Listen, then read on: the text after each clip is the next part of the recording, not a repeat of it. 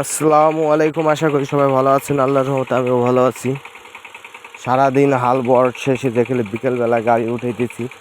এই রাস্তাটা হচ্ছে অনেক খারাপ। এই রাস্তা চালায় ওঠা যায় না। দেখেন কি সুন্দর দাঁড়ায় ঠেলতে হয়, চাক্কা স্লিপ খায়।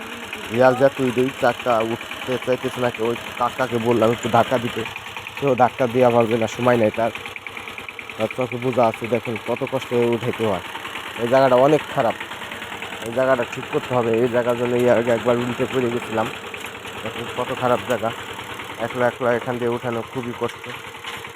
উঠানো হচ্ছে এখন, সামনে আবার বালু, ওই বালুর ভিতর দিয়েও যাওয়া অনেক কষ্ট।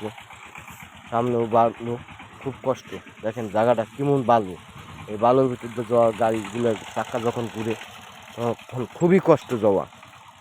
ওই পাশ দিয়ে ভালো, এখন চলে যাইতেছি। আশা করি সবাই ভালো থাকবেন। আসসালামু আলাইকুম। এইরকম ভিডিও পেতে আমাদের চ্যানেলটি সাবস্ক্রাইব করবেন। আমরা গ্রামের মানুষ ভাই, সরল সোজা, অত কিছু বুঝি না।